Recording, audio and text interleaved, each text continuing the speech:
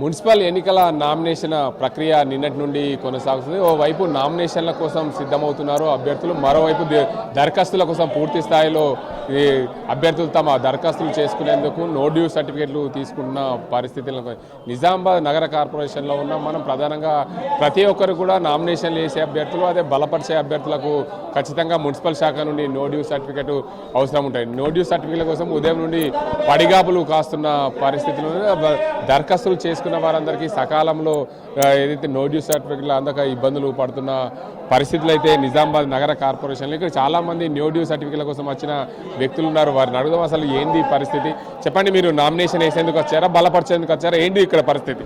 ఇక్కడ పరిస్థితి ఏంటంటే election commission, state election commission ఏదైతే ఉన్నదో షెడ్యూల్ ఇష్యూ చేసినప్పుడు, షెడ్యూల్ పెట్టినప్పుడు దానికి 2-3 రోజులు టైం ఇచ్చిన తర్వాత నామినేషన్ వేయడం పెట్టాలా.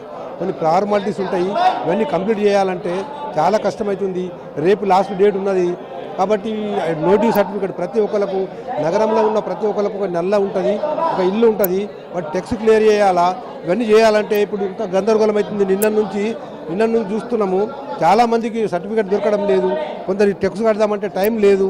కాబట్టి ఇది కరెక్ట్ కాదని చెప్పేసి నేను స్టేట్ ఎలక్షన్ కమిషన్కు అప్పీల్ చేస్తున్నా. ఎందుకంటే టైం ఇవ్వాలా, టైం లేకుండా 2 రోజులే టైం ఇచ్చి 2 రోజులలో ఎట్లా చేస్తారు ఇవన్నీ.